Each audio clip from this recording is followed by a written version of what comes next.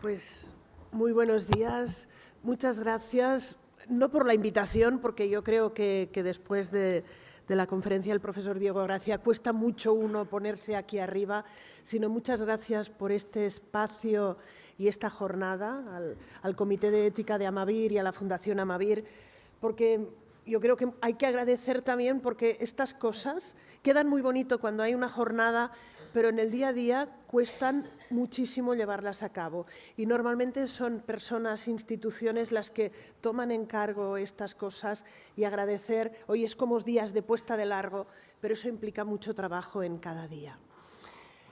De hecho, después de la conferencia del profesor Diego Gracia pensaba yo ahora que vengo con mis cromos, con la presentación y cómo les explico. Y pensaba que había uno de nuestros maestros, de los clásicos, que decía en nuestro país esto de las humanidades médicas, y yo creo que a veces la ética la ponemos en este saco de las humanidades, las hemos considerado amenidades, algo para pasar el rato. Pero bueno, yo a veces, a partir de allí, me quedo con esto de amenizar, y para mí mi función será solo intentarles amenizar un rato. Porque muchas veces, quizás a través de lo ameno, llegamos a lo humano. Y me toca el reto de hablar de algo que ya entra directamente en los deberes, en la praxis, en el hacer, que es cómo podemos conseguir planificar mejor la atención de las personas que atendemos. Y de hecho, como me muevo en esta parte de lo ameno y de intentar ir hacia lo ameno, hubiera cambiado el título por algo muy simple, que sería el hablemos, pero como el hablemos es demasiado simple, es hable con ellos. Aprendamos a hablar mejor, de forma más óptima, con las personas que atendemos. Y esto no es fácil, por esto la imagen, vamos a tener que tener conversaciones muy difíciles, muchas veces a las que no nos han formalmente preparado o que no las hemos asumido, no solo con personas, sino también con sus familias y con nuestros compañeros, con los profesionales, porque muchas veces disentimos entre ellos, y por esto esta imagen, no es algo que pueda ser un checklist o que pueda ser un manual. Encontrarán también aproximaciones a la toma de decisiones anticipada como un checklist. Yo me tengo que poner, tengo que preguntar esto, y es llamar con las casillas y lo realizado. Pero yo creo que esto que estamos hablando ahora es algo mucho más profundo, algo que va mucho más al cómo nos planteamos la atención a las personas y el cómo lo ejecutamos. Porque sí que es muy importante tener encuentros como este, los comités son muy importantes, pero la ética se decide en el terreno de juego. Tendremos que estar muy preparados, muy reflexionados, habiéndolo pensado, pero donde la ética se vive es en la atención a las personas, en las consultas, y allí se traduce aquello que hemos reflexionado, que hemos pensado, pero la ética, el terreno de juego, es en la cama de la persona que atendemos, en su habitación, en su consulta. Y yo creo que este es un gran reto en el que no creo que tampoco estamos formalmente preparados. Y moviéndonos en lo ameno, había empezado con un vídeo, que esperemos que funcione, esto de la técnica muchas veces nos cuesta, de una serie que hay dos personas mayores, no sé si la conocen, hay más personas mayores, es una serie fantástica, pero en la que una familia, yo creo que en este vídeo se plantean una toma de decisiones anticipada, y a ver si nos funciona. Recuerda que este es un espacio seguro. ¡Joder, la puta! No es el espacio físico, sino el espacio emocional. Un espacio emocional seguro. No me jodas. Estuvimos documentándonos anoche. Y hemos encontrado esta lista en internet. ¿Qué tengo que hacer para que vayáis al grano? Es una serie de cosas a las que hay que estar atento cuando tus padres envejecen. Dame esa tontería. Indica qué pimientos necesitas para una ración para 6. Indicios de que tus padres pueden necesitar una residencia. Oh, Dios mío, eso es aún peor. No vamos a ir a ninguna residencia. ¿Estáis locos? Escuchad un segundo. ¿Hay señales de abandono en la casa? No veo ¿Pero ninguna. de qué estáis? Se me ocurre la bañera. ¿Ha sufrido alguno de tus padres algún revés físico últimamente? Esto no es un bastón, sino un arma. ¿Has notado cambios en la coordinación de tus padres? ¿Han aparecido heridas inexplicadas? Yo puedo explicar todas mis heridas. Daebo, lucha contra una hamaca, me dormí encima de un Oreo. No tengo que soportar esto. Yo diría que sí. ¿Le cuesta a tu ser querido incorporarse cuando está sentado? ¿Le cuesta a tu ser querido levantar el dedo del medio? No, funciona bien. Vale. Y mientras me voy, os hago la peineta con mi mente. Lo Vámonos. hemos intentado, así que... Es una escena muy corta y es en una familia, pero bueno, yo creo que muchas veces hemos vivido profesionalmente escenas similares.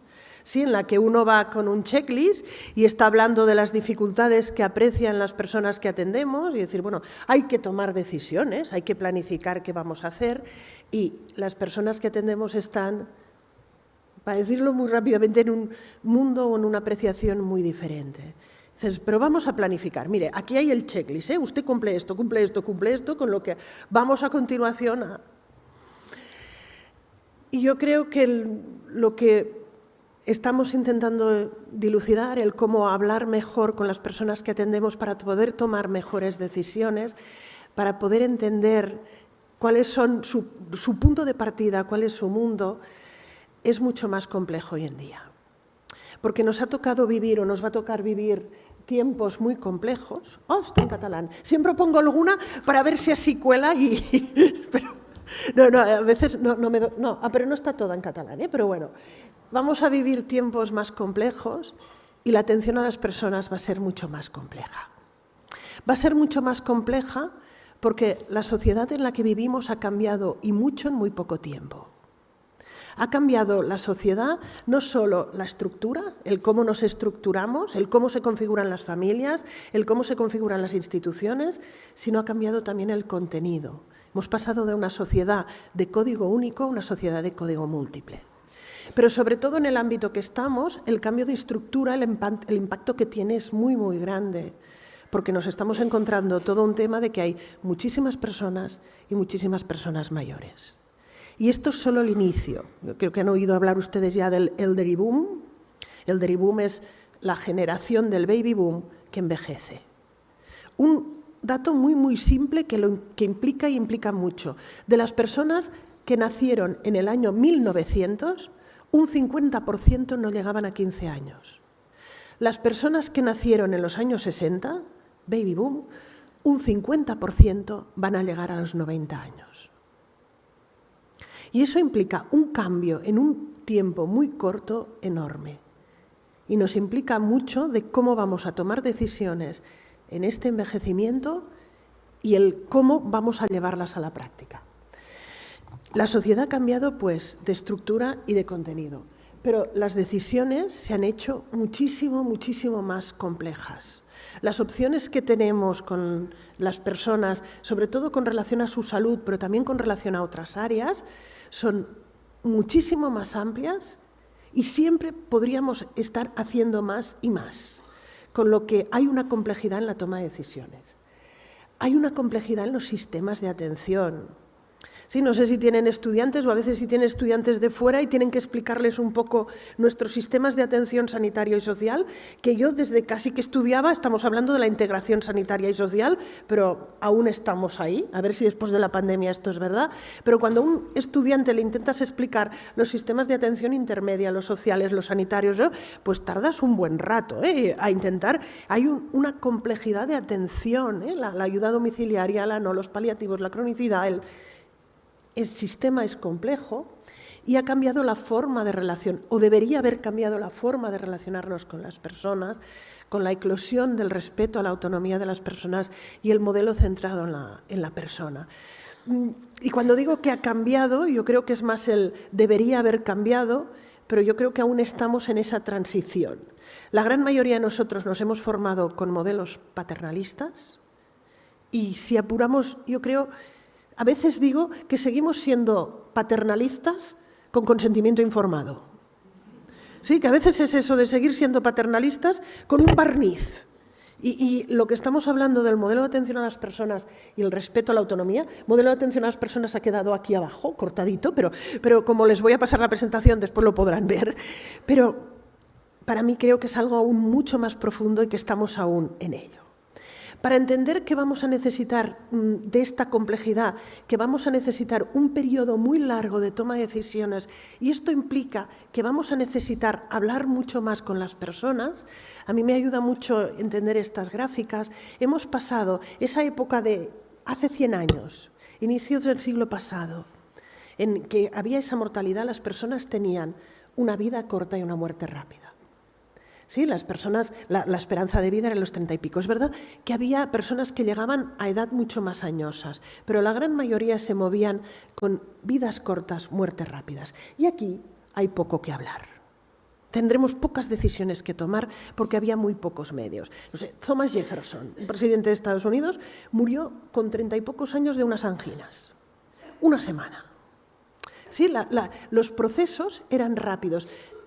Había pocas conversaciones, pero los modelos que nos vamos a encontrar con las personas que atendemos y sobre todo con las personas ya mayores y en ámbito de envejecimiento, nos vamos a encontrar principalmente estos dos modelos.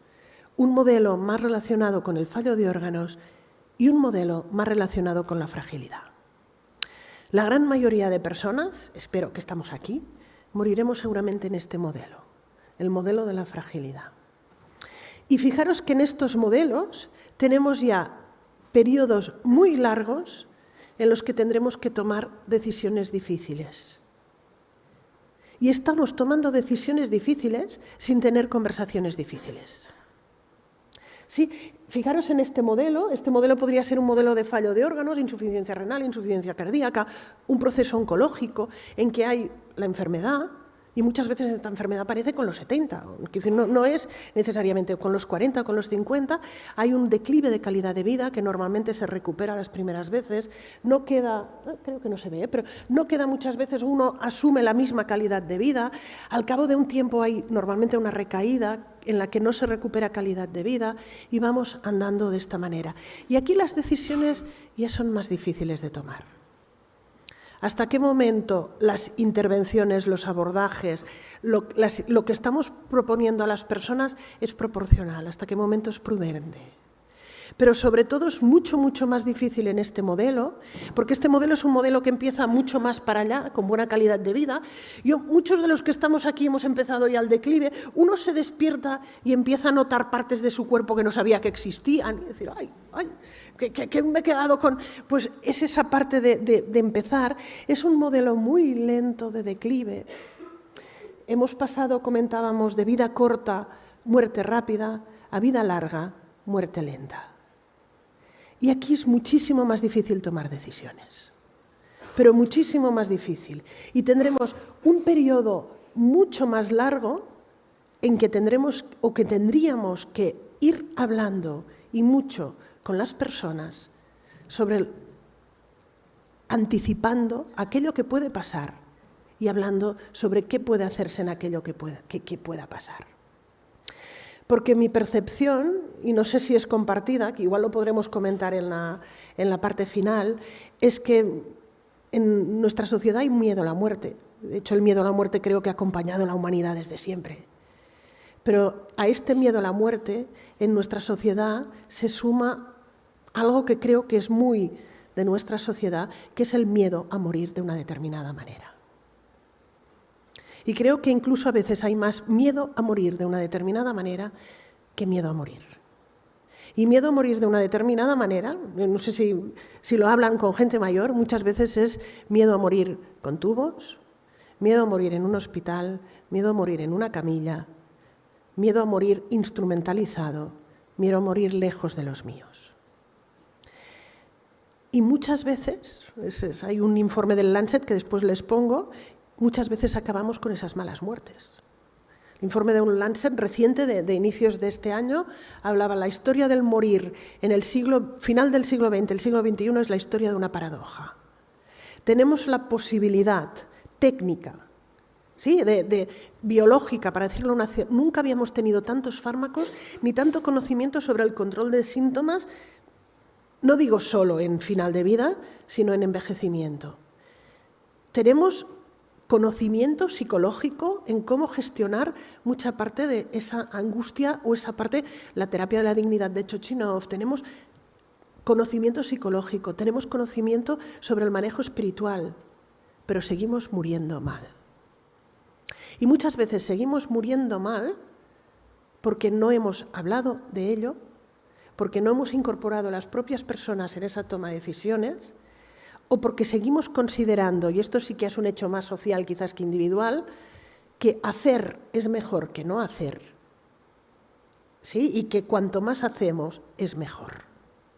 Y yo creo que esta gráfica nos enseña muy bien que a partir de cierto punto hacer demasiado hace daño. Hacer que, según qué tipo de intervenciones médicas, de intervenciones incluso de ingresos, hace daño. Lo que pasa es que, esto ya lo comentaba Callahan, esto es una línea evanescente, es la vanishing line. Y decía, ¿por qué es tan difícil? Hablaba del documento de voluntades anticipadas. ¿Por qué es tan difícil aplicar el documento de voluntades anticipadas? Pues porque esa línea es evanescente. Nos cuesta muchísimo cuándo es el momento de parar, porque no hay certezas. Es incierta ese momento y en ese momento, ¿cuál es el momento que entendemos que estamos haciendo daño? Y hace poco, lo digo por cuánto nos cuesta parar, comentábamos un caso en clase con los estudiantes de medicina, a veces lo hacemos con otro compañero, discutimos un caso y discutimos posturas bastante extremas para intentar llegar a las posturas intermedias, pero es un ejercicio con los alumnos. Y discutimos el caso de una persona, 96 años, con calidad de vida previa buena, ¿sí? Que llega a urgencias con un sangrado. Y había como dos posturas, un wait and see, transfundir y esperar, y otra es tubos arriba, tubos abajo, ¿sí? Exploración. Y cuando discutíamos estas posturas, se levantó un alumno y dijo, es que la opción de no hacer no puede ser ética. Esto no es una clase de ética. Cuando se está planteando, estaba enfadado, esto no puede ser una clase de ética, el pensar no hacer algo a alguien. Sí, es de esos momentos de paras la clase. Es decir, seguramente, y la persona que estaba conmigo era geriatra, cuando discutíamos esto, decir, bueno, es que seguramente a esta persona en esta situación hacerle va a provocar más daño. ¿Sí? Es decir, si esta persona queda ingresada con la edad que tiene, en el estado en el que está, y empezamos a poner, difícilmente saldrá de aquí. Mientras que seguramente con una opción más paliativa, más de control de síntomas y ver, seguramente es una persona que le estamos dando no solo mejor calidad de vida, pero es que incluso mejor cantidad, más cantidad de vida. ¿Sí? Pero fijaros cómo este alumno estaba enfadado y dice, ¿cómo en una clase de ética me pueden estar planteando el no hacer? Y digo, es al contrario, como estando en tercero de medicina nadie se ha planteado nunca que haciendo estamos haciendo daño. Por defecto hacemos. Y por defecto hacer, cuando gran parte de nuestra población, y la población que seguramente ustedes están atendiendo es toda, pero cuando gran parte de nuestra población estamos en este ámbito de envejecimiento, el hacer por defecto causa daño. Por eso tendremos un periodo muy largo en que necesitaremos hablar. Y la toma de decisiones anticipadas no es, lo hemos hablado un día, nos sentamos como en el sketch, y decir, y vamos repasando, y si pasa esto, ¿qué harán ustedes? Y no, sino es haber abierto esa puerta, y esa puerta hay que transitarla muchas veces. He abierto la puerta seguramente un día en que vamos a hablar de qué escenario nos podemos encontrar, que algunos van a llegar o algunos no, pero esto no es algo definitivo que lo voy a dejar aquí apuntado y será, sino que es algo que es una puerta que vamos a tener que ir transitando hacia adentro y hacia afuera, pero tengo que haber abierto esa puerta. Y para mí es esa parte de hable con ellos, sentémonos y hablemos. ¿Sí? Esa línea evanescente, porque la bioética puede y debe ayudarnos a gestionar la complejidad de nuestros tiempos. Porque la complejidad va a ser creciente, no vamos a ir a menos, vamos a ir a más. Lo hemos vivido con la pandemia. Y sin estos espacios reflexivos, ese riesgo de estar tomando decisiones y decisiones muy difíciles sin ser prudentes, nos los vamos a encontrar cada vez más a menudo. Por eso yo creo que la toma de decisiones anticipadas es simplemente abrir esas conversaciones difíciles, que son las que nos van a ayudar a tomar decisiones difíciles. Y ello no es fácil hoy en día. Este es un libro que me encanta, que hablamos de final de vida, pero también habla de cronicidad, de envejecimiento. No está traducido, pero me encanta porque es un... ¡Ay! Y Seamus O'Mahony, ahora que tenemos al profesor Diego Gracia aquí, hay una parte, y he intentado buscar la referencia, pero no lo he encontrado nunca. Seamus O'Mahony, gastroenterólogo, que acabó dedicándose principalmente a paliativos, él decía, me he pasado la mitad de mi vida laboral poniendo PECs, de costomías, y la otra media vida laboral hablando con normalmente con las familias, porque son personas con demencia avanzada, de por qué ya no deben ponerse. Y decía, ¿me toca a mí el gastroenterólogo? Decía, no. Pero el problema es que muchas veces esto es implacable, es como una rueda que si nadie la para y nos sentamos a hablar, es como seguir continuamente. Pero lo de Seamus O'Mahony que comentaba, él decía, hay dos tipos de médicos, los que vienen, los ólogos, que vienen de la traducción de Esculapio. Sí, los ólogos normalmente son los especialistas. Y él dice, yo empecé de gastroenterólogo y acabé sí, los superespecialistas del conocimiento. Y fíjense ustedes, los cardiólogos, y hay los ISIANs, que en inglés, iatras, lo traducí, los pediatras, los psiquiatras, que vienen de la traducción de Ginea, que es más la prevención, y he intentado buscar en alguna parte, y estoy aprovechándome, ¿eh? pero pensé, ostras, es verdad que hay los ólogos, que van esto a por todos, y los iatras, más generalistas y más de hablar, y más de entender la globalidad o no he encontrado la referencia, pero es de Seamus O'Mahony, que es decir, yo empecé de superespecialista y acabé, ¿sí?, como paliativista, que ya ni ISIANs ni nada. Pero decía aquí, es esta, tenemos un insaciable apetito en el ámbito de la atención a las personas de hacer cosas, y no solo los médicos, todos, de hacer TAC, resonancias, test, lo que quieran, que a veces es muy difícil decir basta. Y muchas veces los buenos profesionales no son los buenos médicos, son los que deben parar. Y no decir, me toca a mí, porque si no toca a nadie, es una rueda que no va a parar. Los buenos profesionales deben parar y sentarse a hablar de cosas que no nos gusten. Y es mucho más fácil pedir otra resonancia magnética, hacer una derivación al hospital, derivar a otra parte, que tener las conversaciones más difíciles. Toma de decisiones anticipadas es esto, saber sostener y tener esas conversaciones más difíciles. Y sobre todo, esas conversaciones no son para el final de vida. Sí, por eso, la toma de decisiones anticipada no es cuando ya estamos, no, la puerta hay que abrirla mucho antes. Esas conversaciones más difíciles, muchas veces cuando llegan al ámbito de paliativos son demasiado tarde. Hay una puerta que hay que abrir mucho antes. Esa puerta de hablar de lo que nos puede pasar y de lo que nos gustaría o que cuando nos llegue es una puerta que hay que abrir mucho, mucho antes. Por eso yo creo que es una puerta que hay que abrir entre todos. Hay una parte muy social. Esto no es popular. Esto en nuestra sociedad, queramos o no, no es algo que sea fácil de hablar, ni en nuestras casas. Fijamos que muchas veces lo tenemos que hablar con nuestros pacientes.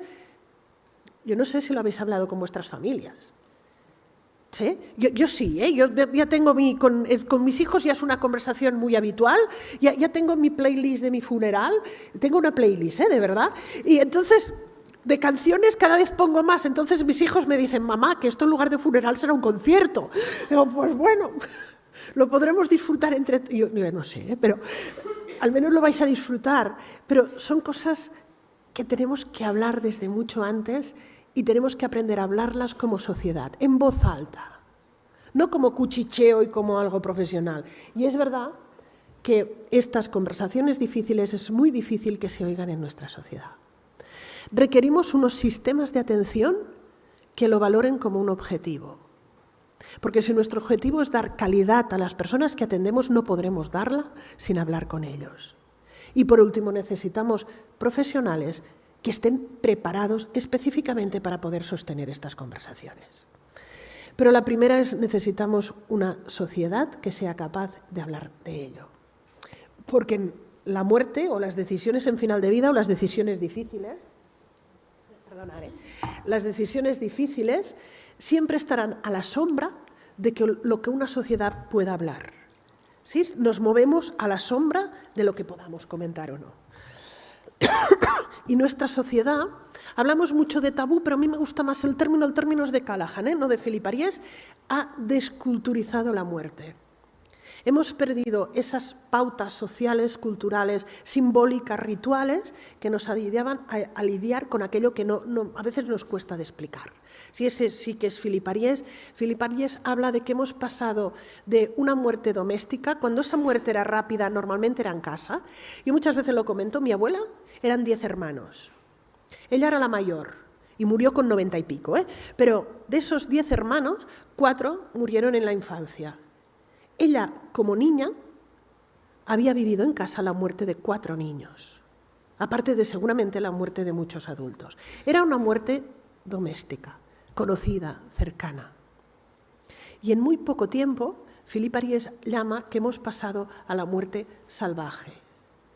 Y cuando dices, ¿ahora la muerte salvaje? Dices, sí, porque se vive con más soledad, con más desconocimiento, normalmente ligada a una decisión médica y muchas veces instrumentalizada por la técnica. ¿Sí?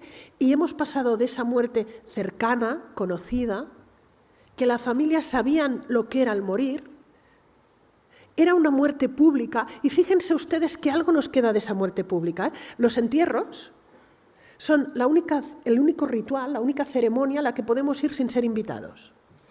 Normalmente, no sé ustedes, pero uno no va a una boda si no le invitan. No sé, pero digo, bueno, hay gente para todo. O un bautizo, sea laico o cristiano, porque ahora también hay bautizos laicos, no, pero uno no va a estas ceremonias sin que lo inviten. Pero en cambio uno va a un entierro aunque no lo inviten. Porque eso nos queda de la época en que la muerte era pública, era conocida, era compartida. ¿Sí? Pero eso pasamos a la muerte salvaje. Pude dirigir una tesis doctoral de miedo a la muerte en estudiantes de medicina del año 98, 1998 al 14. Es una tesis que heredé, porque en el 98 yo aún estaba, no sé dónde estaba, pero... Y en esa tesis el miedo a la muerte en estudiantes de medicina aumentaba durante el grado de medicina, durante la licenciatura, pero lo que nos llamó la atención es que cuando preguntábamos cuántas personas habían visto, cuántos estudiantes habían visto una persona fallecida antes de entrar en la facultad, porque en primero hay prácticas con cadáver, prácticamente un 40% no habían visto una persona fallecida. Y cuando en sexto preguntábamos cuántos no habían visto un proceso de morir, no una persona fallecida, un proceso de morir, más de un 30% no habían visto morir a alguien. Y fíjense ustedes, algo que mi abuela, y la abuela seguramente de todos, conocía siendo una niña, el cómo se muere, un médico puede no conocerlo en el siglo XXI. Que uno puede ser médico sin haber visto morir a nadie. Sí, yo creo que aquí viene parte de nuestra gran dificultad después para lidiar con esto. Siempre aquello que desconocemos nos da más miedo muchas veces que la realidad. Porque en el fondo estamos situados, ¿sí? Se me va pasando solo, Esto es para que no me quede así entretenida y vaya hablando, pero bueno. De hecho, el libro de Seamus Mahoney empieza de una forma parecida, la forma en que cómo morimos hoy en día.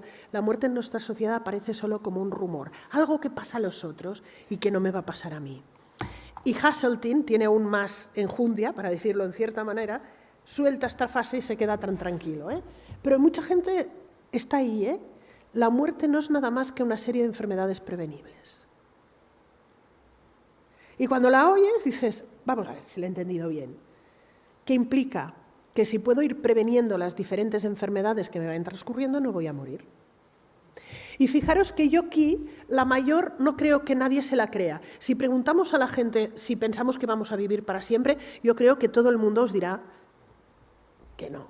Es decir, que si preguntas a cualquiera, a familias, a personas atendidas en la calle, preguntamos, no. Pero cuando preguntas la menor, me voy a morir de una infección de orina. ¿Cómo te vas a morir en el siglo XXI de una infección de orina? ¿Cómo te vas a morir de una neumonía simple? ¿Cómo te vas a morir después de una caída? Sí que la menor nos la creemos. Quiero decir, seguramente no nos creemos pero nos va a costar mucho más tomar decisiones. ¿Cómo no vamos a tratar una infección de orina? ¿Cómo no vamos a tratar una hemorragia digestiva? ¿Sí? Porque creo que esta frase en el fondo sí ha calado. El otro día mi padre, 89 años, y estas conversaciones las hemos tenido bastantes, pero es de un pueblo muy pequeñito, 89 años, y uno de sus compañeros, allí son todos muy longevos, pero un compañero suyo después de sentarse en un banco, se rompió el fémur, sentándose simplemente, y a partir de ahí se complicó y falleció, y él decía, es que dentro de 20 años no vamos a quedar nadie aquí. Y las conversaciones las hemos tenido, Quiero decir, hemos hablado muchas veces sí, tiene una muy buena calidad de vida, puede tener una vida muy... de decir, bueno, pero sin... Y hemos hablado, y en familia, en cierta manera, esa toma de decisiones anticipada está hablada, pero siempre nos sale esta parte ¿sí? De cómo no va a resolverse una fractura de fémur. Imaginaros la fragilidad de esta persona que se sentó con un cierto ímpetu y se rompió el fémur. Imaginemos, pero como mi padre, que puede estar muy bien, pero hay esa reserva biológica que es muy baja. El cómo somos muy poco conscientes, esas gráficas que he puesto al inicio, porque yo creo que nos ilustran muy bien, como hay edades que podemos estar muy bien, pero la reserva biológica es baja. Con lo que habrá enfermedades, y cuanto más baja es la reserva biológica, habrá enfermedades intercurrentes muy leves, que simplemente serán aceptación, ¿sí? de esa obsolescencia programada.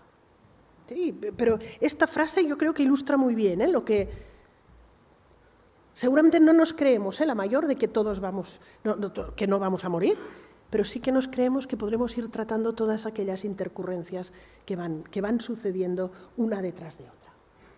Por eso, este informe y sí que es más sobre final de vida, pero también habla de decisiones o no, es un informe que está en abierto, yo se lo aconsejo muchísimo, es de lo mejor también que he leído últimamente, salió en febrero de 2022 y aquí se lo he resumido, pero nos habla simplemente de esto, la historia del morir en el siglo XXI es la historia de una paradoja. Y debemos conseguir hacia los finales de vida, y los finales de vida, recordar esa línea evanescente, la gran mayoría de personas que atendemos es mucho más difícil saber dilucidar cuando estamos en un escenario de final de vida, porque es esa línea tan lentamente descendente. Pues Lansen nos dice, hay que tender hacia una utopía realista, una nueva visión del final de vida, la muerte y el morir. Una utopía realista en que los determinantes sociales tienen un peso importantísimo en la muerte, el morir y el duelo. Es decir, el cómo una sociedad acepte la finitud es fundamental. En que el morir es un proceso más relacional y espiritual que simplemente un evento fisiológico. En que hablar de las condiciones y de los valores de las personas atendidas, que muchas veces estarán más relacionados con lo relacional y lo espiritual que lo fisiológico, será importante. Hay una actividad que realizo con alumnos en clase de medicina, porque hablar con ellos de estos también es muy difícil. Son gente muy joven. Y tenemos un juego de cartas, las Go With Cards, no sé si lo conoce alguien, es un juego de cartas que en teoría están diseñadas y están diseñadas a través de un estudio de deseos, valores y preferencias en final de vida. Son americanas y aparte las tengo en español, pero es en hispano, con lo que a veces es platicar con un sacerdote, un rabino, esto puede ser para una persona un deseo, y están comercializadas para hablar con pacientes. ¿Sí? Te pueden ayudar a clarificar final de vida. Creo que el grupo Al Final de Vida las ha validado y traducido al español y pueden ahora conseguirse, pero yo tengo la edición americana. Lo que hacemos es como un elemento más pedagógico, lo utilizo en clase, con que los alumnos en grupitos de 2 o 3 tienen que ir hablando con ellos de sus valores, creencias, preferencias en final de vida y en principio el resto también deben ver si ellos pueden ser como profesionales sanitarios, juegas como persona y como profesional, si se verían capaces de atenderlos o no. Sí, todos se ven capaces de todo, que aquí empezamos ya después. La actividad empieza en la clase así, todo el mundo está hablando y conforme hay que irse descartando y hay que irse quedando y ordenando las preferencias de más a menos. Con lo que en la clase, poquito a poco, se va como haciendo silencio cuando uno tiene que descartar. Y es curioso cómo hay diferentes grupos de preferencias, estar sin dolor, que no me falte el aire, hay físicas, hay muy biológicas, hay relacionales, hay familiares y hay espirituales.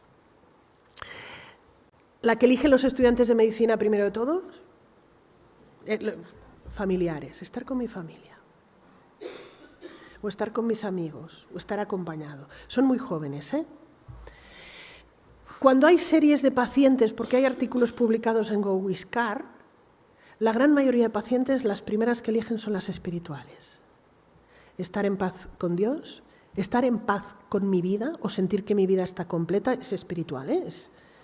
Sí, es curioso. La dimensión espiritual, pero nos permite, por ejemplo, discutir con los alumnos la dimensión espiritual, de si es un tema más de edad, porque son jóvenes, o de generación, porque no han tenido una cierta educación religiosa formal. Ellos dicen que es de generación, porque las personas mayores han recibido otro tipo de educación. Y yo, como hablamos no solo de religiosidad, sino de espiritualidad, sentir mi vida completa, yo le digo que es un tema de edad. Sí, el problema, ya lo comento, es que no voy a poder demostrarlo. Quiero decir, cuando ellos sean mayores, yo no espero estar. Y la verdad es que no espero estar, para poder demostrarlo. Pero entonces decir, bueno, si yo no estoy, quiero decir, darme la razón. Quiero decir que mentalmente decir, eso que nos explicó cuando éramos muy jóvenes, Montse tenía razón. Pero fijaros que tanto profesionales, tanto estudiantes, como en las series que están publicadas ya con pacientes, las necesidades espirituales o relacionales están muy por delante muchas veces de las biológicas, pero como muchas veces en nuestra atención diaria priorizamos las biológicas. Sí, priorizamos las fisiológicas, el responder a lo más biomédico en lugar de lo más relacional o espiritual.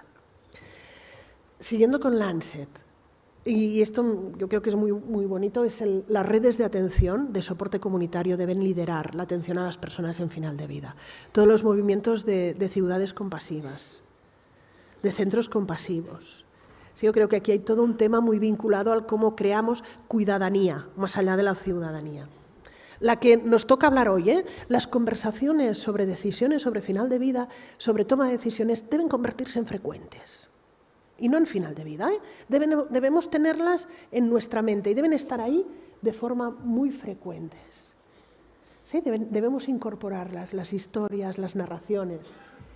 Y la última, yo creo que es muy importante, se reconoce que cuando la muerte es inevitable, la forma en cómo morimos es fundamental.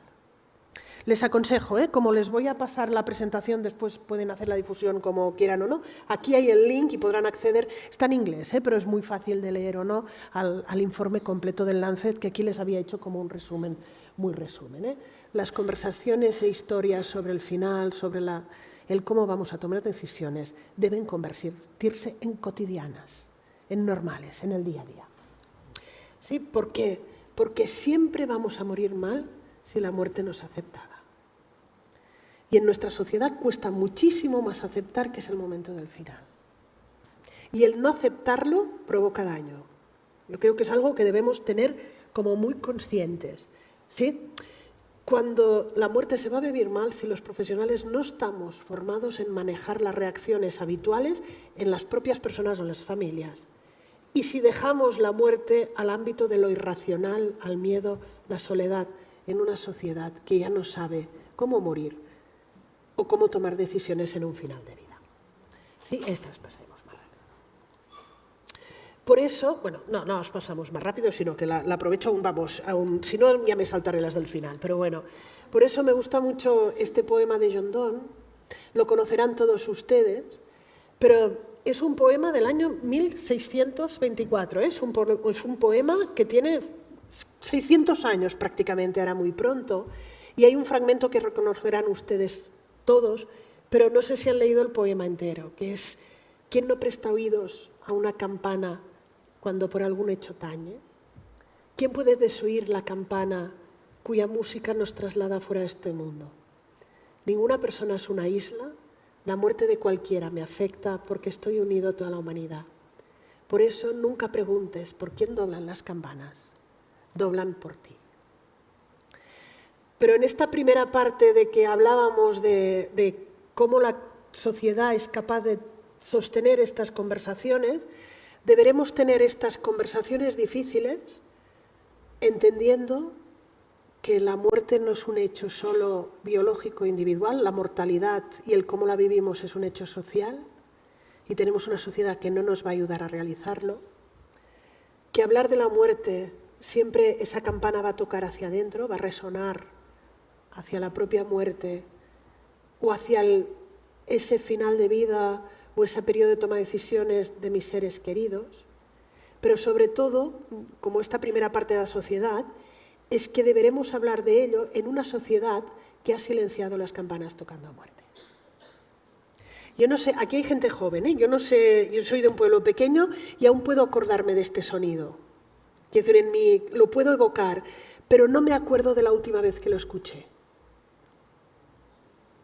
Yo no me acuerdo de la última vez. Siempre, a veces en el auditorio siempre hay gente que dice, yo soy de un pueblo y aún siguen tocando en mi pueblo. Siempre hay alguien que lo dice, pero la gran mayoría vivimos en ciudades pequeñas o ciudades grandes, pero a partir de cierto número, que es donde vivimos todos, las campanas dejaron de sonar.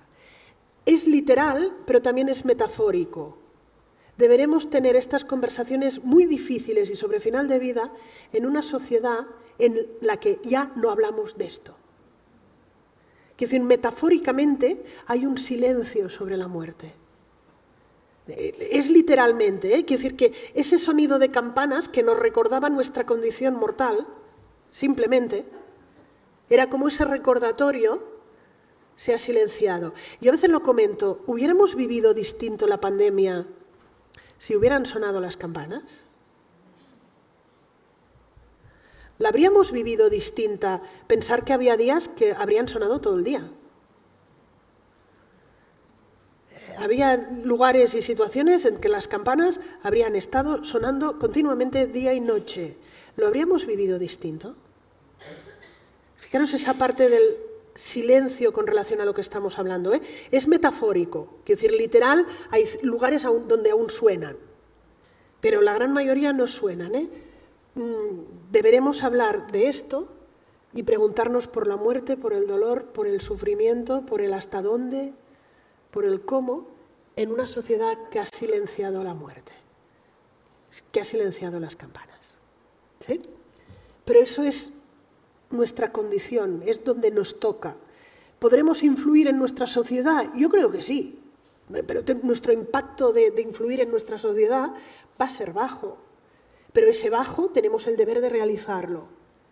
Pero para la gran mayoría de personas que estemos atendiendo en el día a día, en la persona que es, vamos a tener que hablar de ello con familias muchas veces que no habrán oído en su vida tocar, que no habrán oído las campanas. Y las tendréis que hacer sonar vosotros. Por eso, que quizás la sociedad es algo que es muy difícil de cambiar. Yo, muy ilusa, pensé que con la pandemia esto cambiaría. Sí, reconozco que soy ilusa y aún puedo ser iluso. Yo creo que es aún poder creer que puede haber cambios, pero los cambios te das cuenta que son más difíciles de lo que es.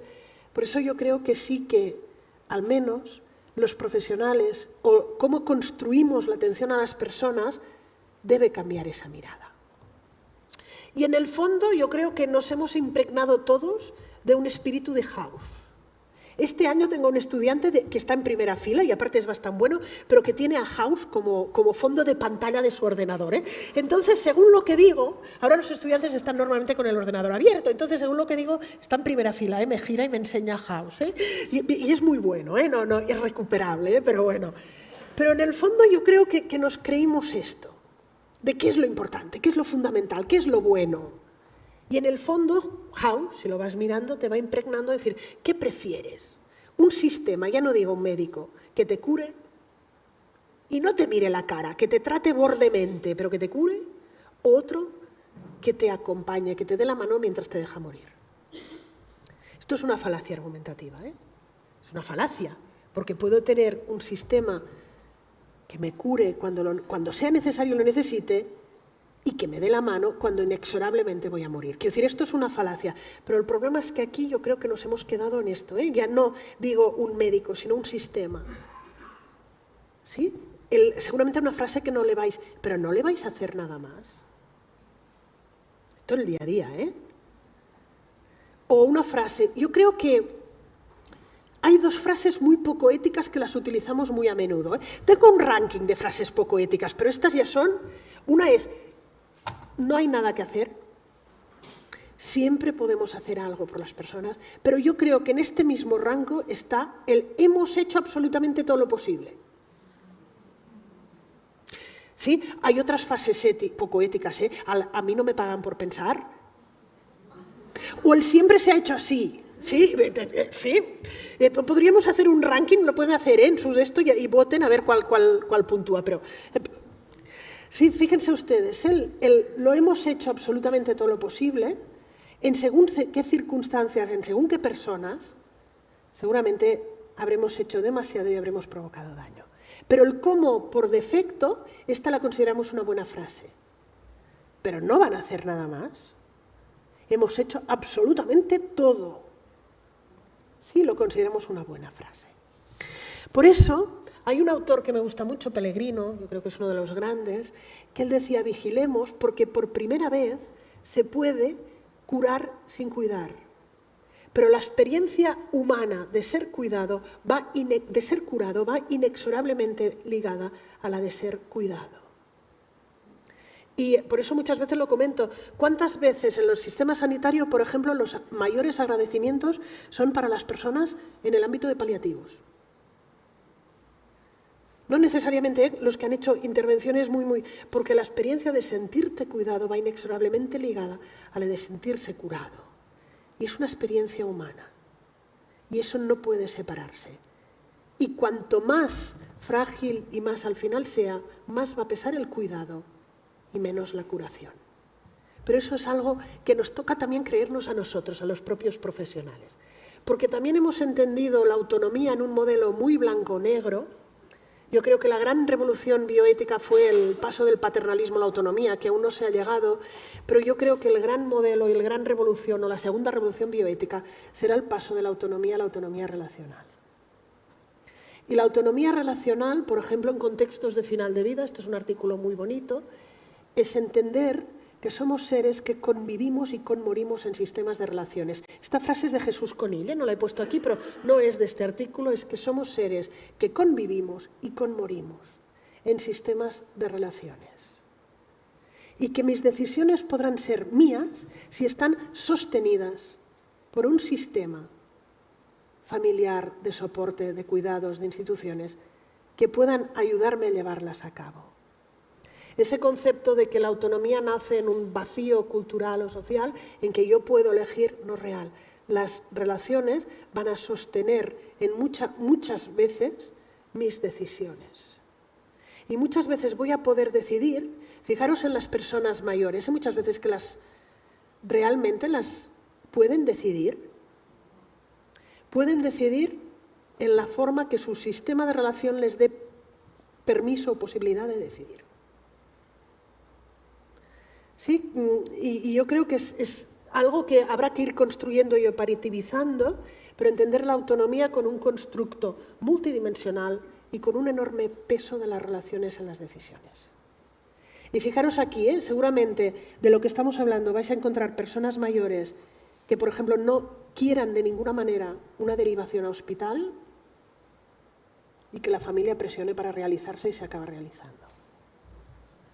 O entendemos el peso de las relaciones e incorporamos entonces a la familia a la toma de decisiones, porque en nuestra sociedad sigue teniendo un peso enorme y quizás dentro de 2 generaciones no lo tenga, pero en este momento solo podremos sostener las decisiones autónomas en relación a otros y a posibilitar a los otros. Por eso la autonomía no es tan solo a veces la competencia, la evaluación de la competencia, no, es el fomento o la promoción de que el otro pueda tomar decisiones competentes. Porque sus decisiones muchas veces van a depender de otros, pero no me quedo aquí, ¿eh? Pero bueno. Por eso yo creo que esa parte de que hay que hablarlo y hay que hablarlo mucho, este es Ezequiel Emmanuel, no sé si lo conocen ustedes, en pandemia ha sacado unos cuantos artículos muy buenos, yo creo que es uno de los mejores, en este momento, de los mejores bioeticistas estadounidenses vivos, y Ezequiel Emmanuel sacó, este artículo tiene ya unos añitos, es del 14, sacó un artículo en una revista, en un periódico de difusión como El País o el ABC, quiero decir, en un periódico de difusión general, que me lo afinqué porque me encantó. El titular es muy provocativo, ¿eh? ¿Por qué quiero morir a los 75 años? Y él dice, estoy en contra de la eutanasia y el suicidio asistido. Empieza así.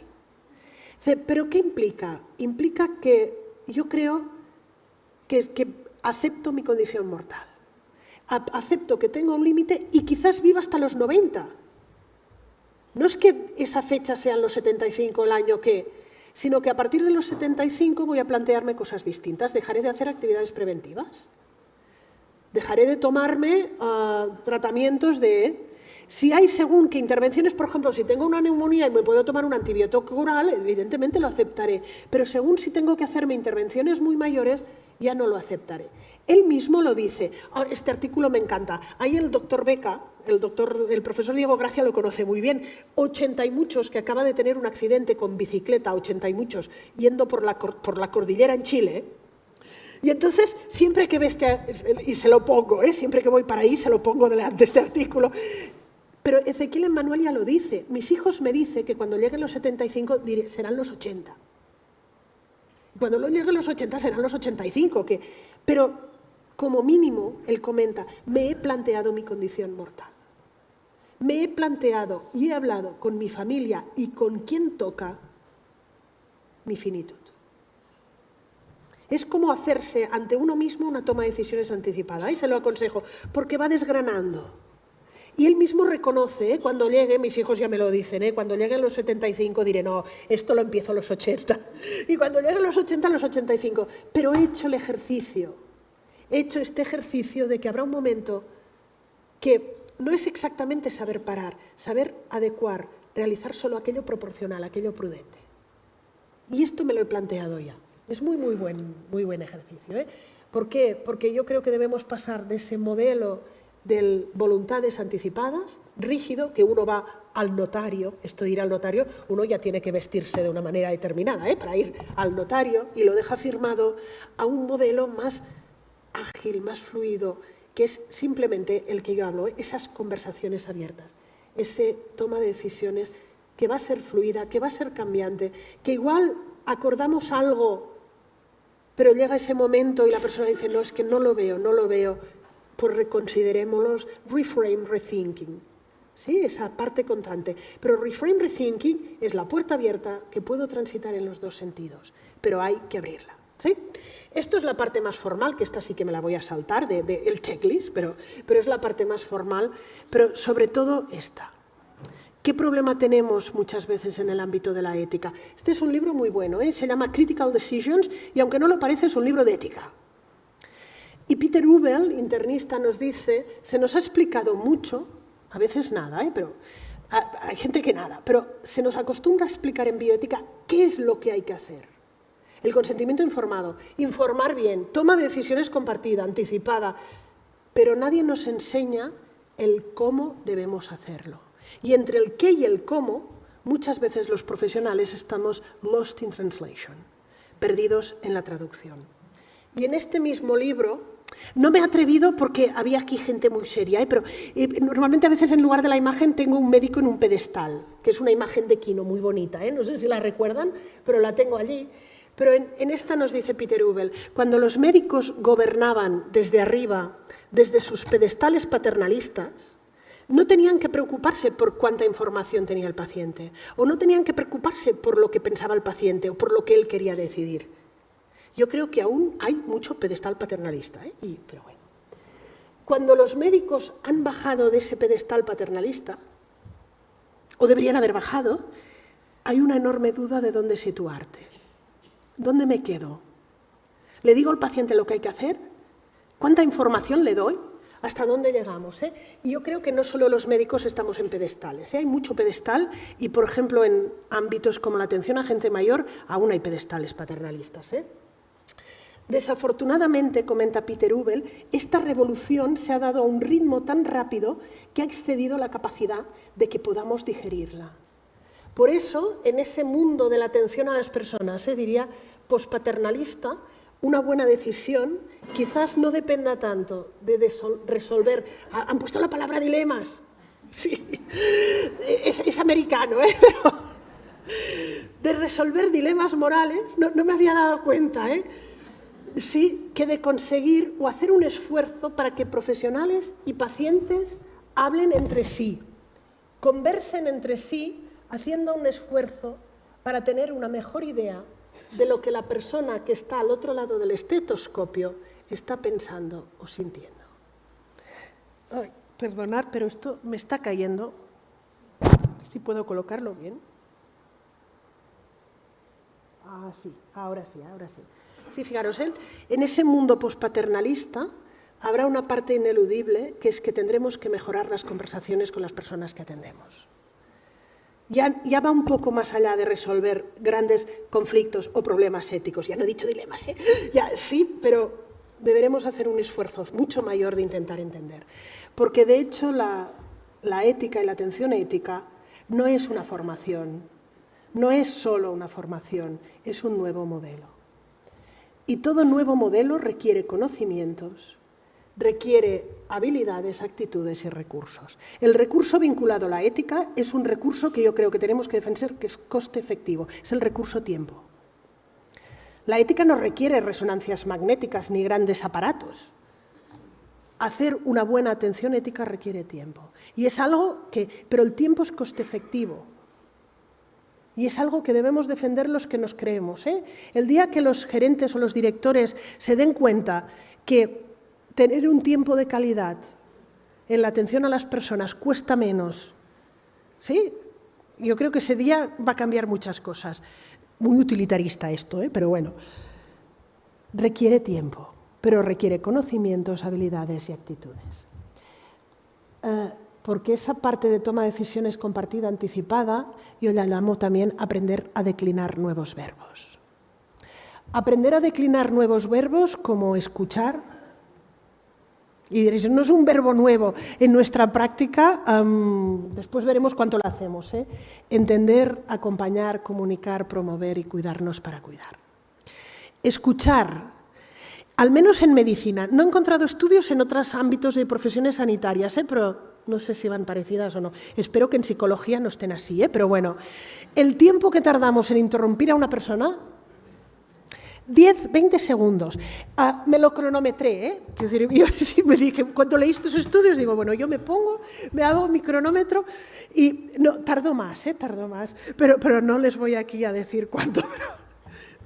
Sí, por defecto cortamos, ¿sí?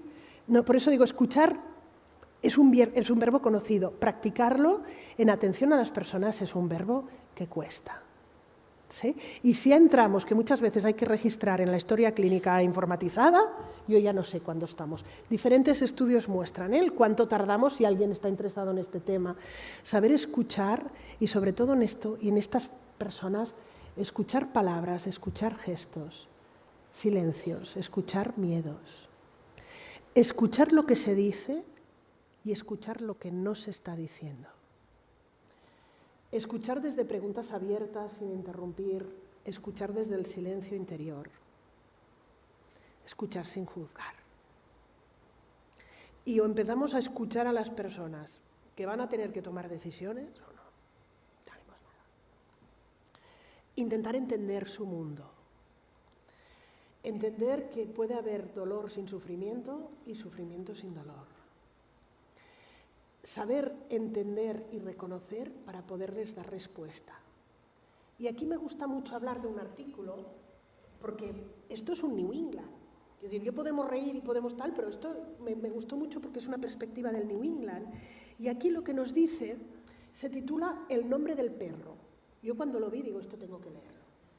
Y en este New England nos comenta que hay un residente de cardiología, que está formándose en cardiología, que en una de sus primeras guardias lo avisan para poder tomar una valoración de una persona que ha llegado a urgencias con un dolor sugestivo de infarto agudo de miocardio mientras paseaba a su perro. Baja con su adjunto y él dice, una de las primeras preguntas que el adjunto le hace es preguntarle, ¿y cómo se llama su perro? Y el residente empieza a mirar en las guías clínicas, en los protocolos, ¿dónde pone lo del nombre del perro? Pero en el artículo comenta cómo esta ha sido la pregunta fundamental en su formación. El reconocer que solo puedo dar respuestas a las necesidades de las personas si las conozco. Por eso lo llamo la humanización 3.0. La 1.0, la que nos enseñaron no llamar nunca a una persona por el nombre de su habitación. El de la 101, el de la 202, eso ya quedó anticuado. No llamar nunca a una persona por su patología, el del cáncer de páncreas, eso también quedó anticuado. Ahora ya no es conocer el nombre de la persona, es conocer el nombre de su perro. ¿Qué lo motiva? ¿Qué lo hace vivir? Porque tomar una decisión autónoma no es elija usted, sino es te acompaño en esta decisión. Y comentaba esto hace poco, lo digo porque hay alumnos que sí, a los alumnos les aviso, cualquier cosa que digan en las clases puede ser susceptible de incorporarse en otra clase. Comentaba esto y me comentó un reumatólogo que tenía un paciente que le acudía muchísimas veces a su consulta de forma inadecuada por una capsulitis del cuarto dedo de la mano izquierda, que es una... Sí, decía, esto es una tontería.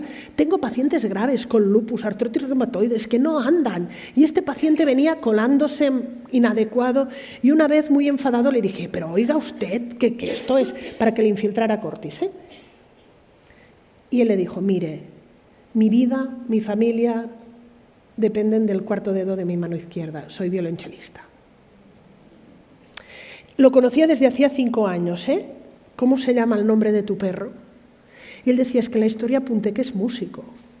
Y no es lo mismo músico que violonchelista. Una psiquiatra, en otra formación que comentábamos el nombre del perro, psiquiatra que se dedica a atender sin techo, nos comenta, para mí el rechazo a tratamiento lo interpretaba como la persona no quería tratamiento hasta que entendí, porque los escuché, que normalmente rechazan tratamiento porque hay mucho miedo a ser robado. El tratamiento psiquiátrico provoca sedación y las personas no siguen tratamiento no porque no quieran seguir tratamiento psiquiátrico, sino porque el miedo a ser robado pesa más que el mantener síntomas psiquiátricos. El nombre del perro. Y esta misma psiquiatra nos comentaba, hablando con estas personas, qué cantidad de personas les han recetado un CPAP. Recetar un CPAP a una persona sin techo, un CPAP es un sistema de soporte para dormir. Quiero decir que, a ver, pero quien está recetando es que no conoces nada de la persona que estás atendiendo. ¿Sí? Y lo comentaba esta psiquiatra, es decir, es que hablando con ellos hago atencional y me di cuenta, cuando conocí el nombre del perro, y ahora podemos decirlo de otra manera y puedo intentar ajustar los fármacos y ellos los tomarán o no los tomarán, pero solo puedo darles buenas opciones, las mejores opciones, si los conozco. Por eso esta parte de toma de decisiones compartida es conocernos y conocer no el nombre de la persona, el nombre del perro de la persona, qué lo mueve, qué lo motiva, qué lo limita, qué lo condiciona. ¿Sí? Y eso lo entenderemos escuchando los relatos de Hannah Arendt. Ninguna filosofía analítica o informe o checklist, por muy extenso y profundo que sea, puede compararse en intensidad y riqueza de significado con una historia bien narrada. Las personas normalmente nos explicarán sus valores, sus preferencias, sus deseos con historias y con narraciones.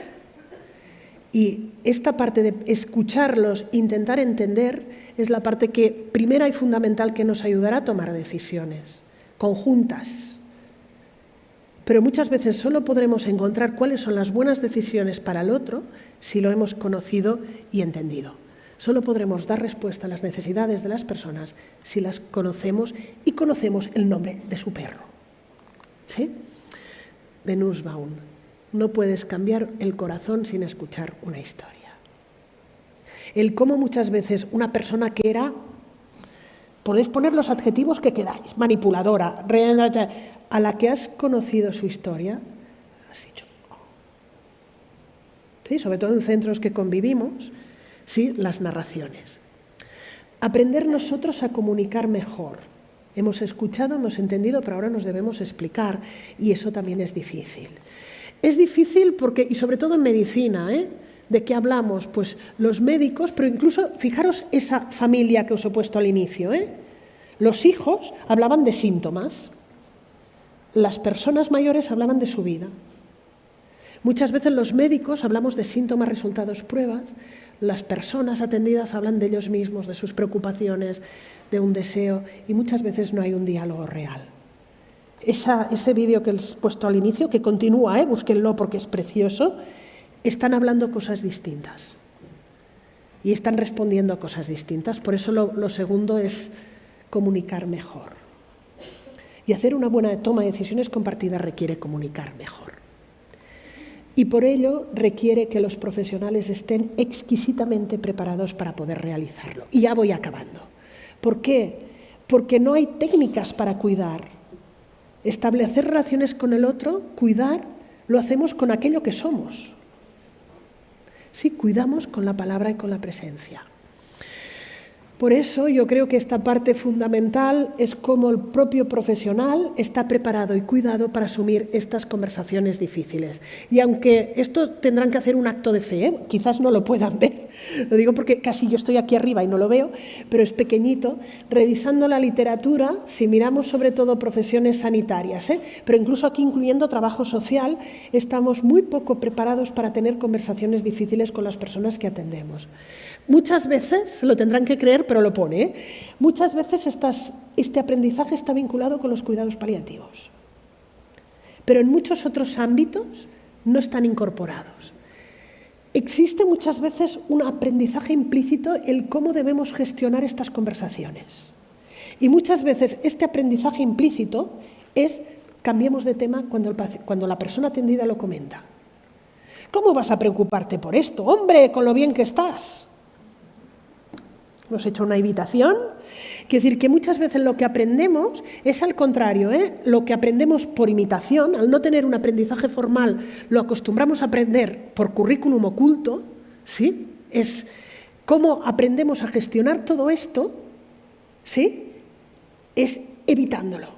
Quiere decir, al contrario, quiere decir, lo hablaba también Simuso Mahoney, es más fácil que no mantener la conversación más difícil. Y está muy vinculada al cómo asumimos competencias emocionales. El otro día, en este juego de cartas, una estudiante de medicina me decía, es que en segundo que hemos tenido la asignatura de comunicación, nos han dicho que no se puede llorar nunca. Digo, hija mía, que yo pensaba que eso de que los hombres no lloran ahora se ha convertido con los médicos no lloran. Digo, hombre, hijos míos, esto no es tener competencia emocional, ¿sí? Y entonces podemos llorar. ¿Cómo lo resumes en 20 minutos? Sí.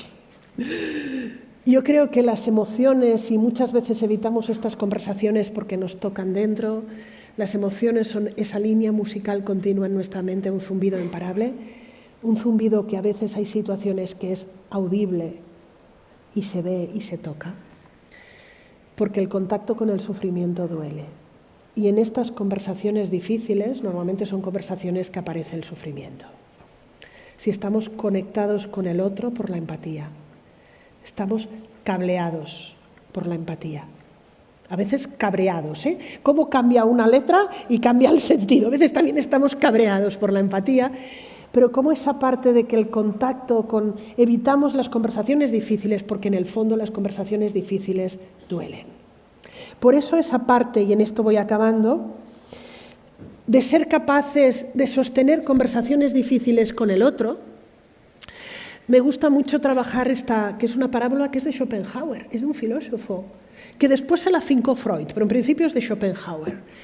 Y en esta parábola comentaba, y es una parábola que explica que hay dos erizos en el desierto. Estos erizos llegan la noche y tienen frío y se juntan. Y como tienen pinchos, se hieren, les duele y se separan. Vuelven a tener frío y vuelven a juntarse, ni tan rápido ni tan cerca, pero se vuelven a herir.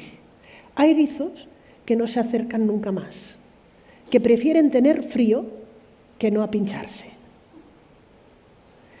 ¿Sí? La distancia ideal es aquella en la que uno está tan cerca del otro que puede notar el calor humano, pero no está tan cerca que se pinche. Y el problema es esto, es algo que conversaciones difíciles de alto impacto emocional son conversaciones que pueden herirnos, o esto lo tenemos formalmente preparado, o muchas veces vamos a preferir mantenernos lejos, no tener estas conversaciones para no pincharnos. Así que ya saben, cuando les pregunten qué han hecho esta mañana, han dicho, me han hablado de perros y de erizos, así que lo pueden titular así, pero bueno, esto es en un curso que se llamaron Los erizos. Yo les pedí, digo, es que solo tengo una foto de un erizo, y una alumna me envió a 2 erizos acercándose, con lo que por eso los pongo aquí.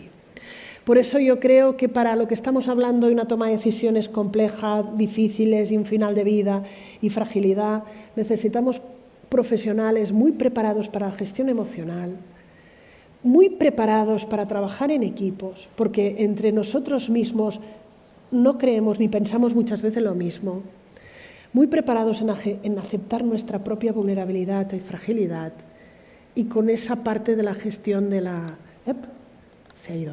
espiritualidad, el sentido y la esperanza. Y aquí el papel de los equipos en la toma de decisiones anticipadas es fundamental. El cómo esa distancia óptima muchas veces la conseguimos gracias a que también los otros nos sostienen. Nos podemos acercar más al otro e incluso pincharnos si tenemos también un equipo en el que también lo podamos hablar y lo podamos gestionar todo.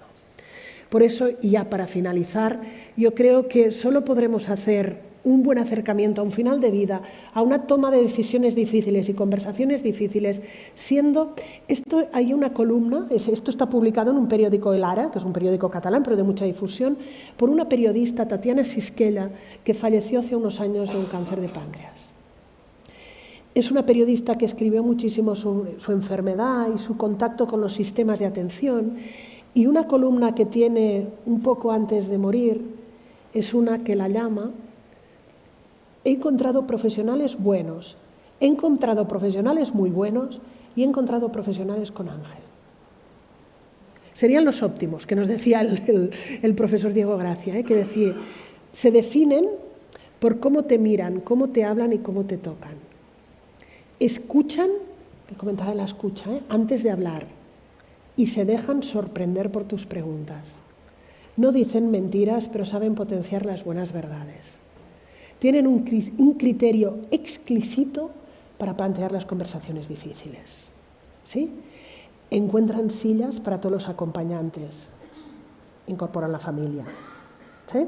Para decirlo así. Procuran no tener las manos frías.